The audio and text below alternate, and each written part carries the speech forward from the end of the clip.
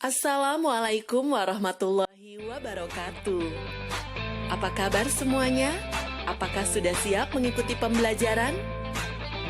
Kali ini kita akan membahas tentang perkembangbiakan secara vegetatif pada tumbuhan. Sebelum memulai pembelajaran, ada pertanyaan terlebih dahulu. Pertanyaannya adalah, mengapa tumbuhan berkembang biak? Ya, tumbuhan berkembang biak agar tumbuhan tersebut tidak punah. Dan tumbuhan tersebut juga dapat melestarikan jenisnya, sehingga kita dapat menjumpai tumbuhan di lingkungan sekitar kita. Perkembangbiakan tumbuhan secara vegetatif dibagi menjadi dua.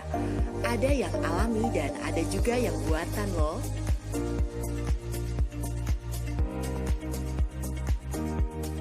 Yang dimaksud dengan perkembangbiakan tumbuhan secara vegetatif alami adalah perkembangbiakan tumbuhan secara tidak kawin atau disebut pula reproduksi aseksual, yaitu tidak melibatkan sel kelamin jantan dan sel kelamin betina yang terjadi tanpa campur tangan manusia.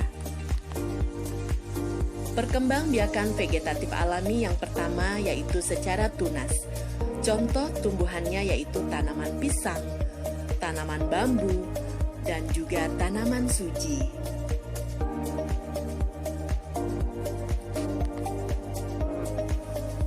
Contoh tumbuhan berikutnya yang berkembang biak secara tunas yaitu tebu.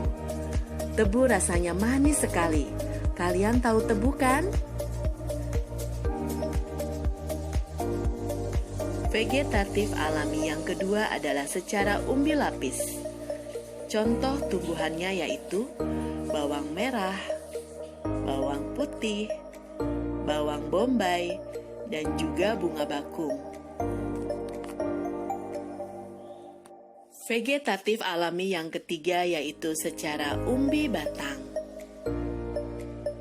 Contoh tumbuhan yang berkembang biak secara umbi batang yaitu tanaman kentang, lalu tanaman ubi jalar, dan tanaman umbi gembili. Apakah kalian pernah melihat umbi gembili? Beranjak pada vegetatif alami berikutnya yaitu secara umbi akar. Nah, ini pasti sering kalian jumpai. Contohnya yaitu tanaman wortel, lobak, dan juga singkong.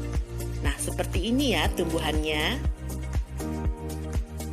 Masih pada contoh tumbuhan yang berkembang biak secara umbi akar, terdapat pula bunga dahlia dan juga bengkuang. Bengkuang sering kita jumpai dalam kehidupan sehari-hari.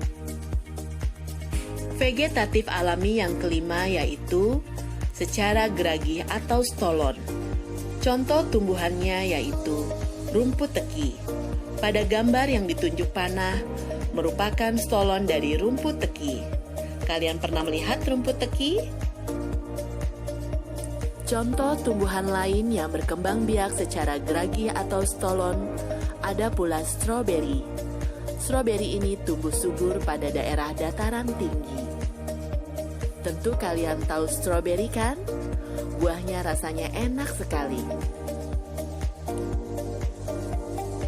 Pada contoh tanaman berikutnya, ada pula tumbuhan lain yang berkembang biak secara geragih atau stolon, yaitu tanaman pegagan dan juga tanaman rumput gajah.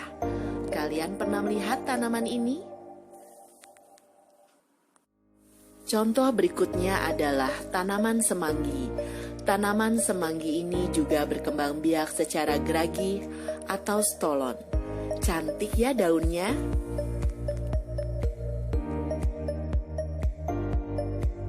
Kita beranjak pada materi berikutnya, yaitu vegetatif alami secara akar tinggal atau rizoma. Berikutnya adalah vegetatif alami secara akar tinggal atau rizoma. Contoh tumbuhannya yaitu ada tanaman lengkuas, ada tanaman jahe, lalu ada tanaman kunyit, tanaman kencur, dan juga ada tanaman temulawak. Tanaman ini adalah tanaman bumbu dapur yang sering kita jumpai di dapur kita.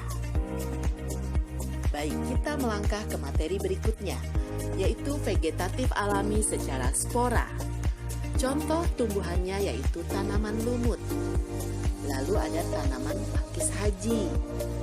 Tanaman pakis haji ini termasuk ke dalam tumbuhan paku-pakuan yang juga berkembang biak secara spora. Tanaman berikut ini juga merupakan contoh tumbuhan yang berkembang biak secara spora, yaitu tanaman paku sarang burung. Tanamannya cantik sekali. Kalian pernah melihatnya? Nah, jika kalian jalan-jalan, amati lingkungan sekitar ya. Berikut ini adalah vegetatif alami secara tunas adventif. Apa itu tunas adventif?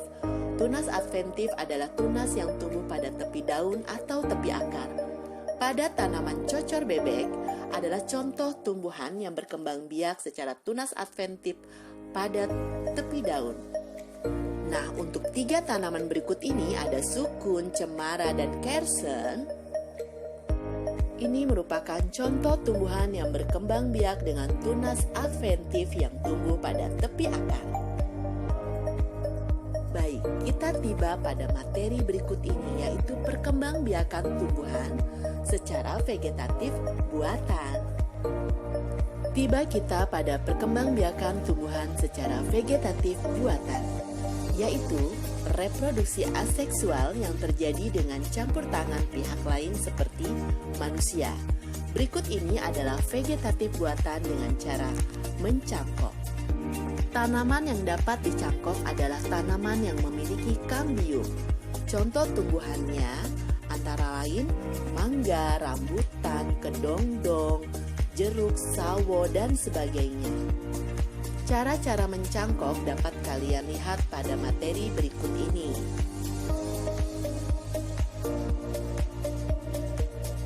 Hasil tanaman yang dicangkok biasanya akan terlihat dalam waktu 3-4 bulan. Materi berikut ini adalah vegetatif buatan dengan cara merunduk. Ada beberapa tanaman yang dapat diperbanyak dengan cara dirundukan, seperti melati, apel, alamanda, stroberi, dan juga bougainville.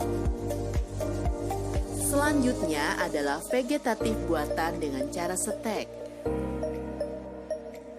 Contoh tumbuhan yang dapat diperbanyak dengan cara stek batang adalah singkong, sirih, tebu, bunga sepatu. Contoh tumbuhan yang dapat diperbanyak dengan setek daun adalah cocor bebek dan begonia. Kalian pernah melihat tanaman begonia? Vegetatif buatan yang keempat yaitu dengan cara mengenten atau menyambung. Contoh tanamannya yaitu jeruk, durian, bougainville, mawar, rambutan, dan sebagainya. Nah, pada gambar terlihat ya caranya. Vegetatif buatan berikut ini adalah dengan cara okulasi atau menempel. Dengan cara okulasi atau menempel, kita akan mendapatkan bibit tanaman yang unggulan.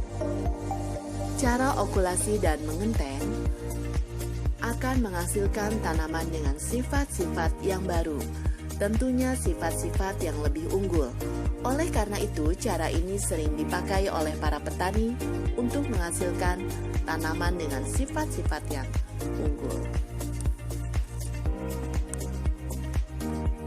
Pada gambar terlihat tanaman ini diperbanyak dengan cara okulasi atau menempel mata tunas. Perhatikan baik-baik ya gambar tersebut.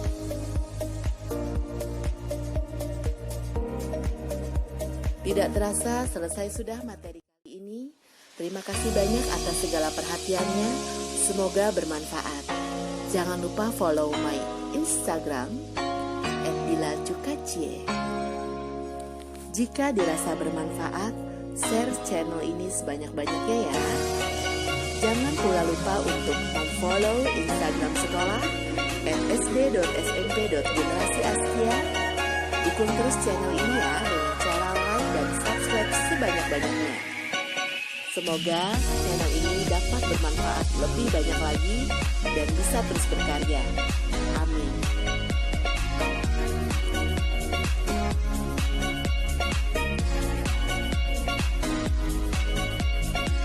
Allah berjumpa kembali di materi berikutnya. Jangan lupa tekan tombol like dan subscribe ya.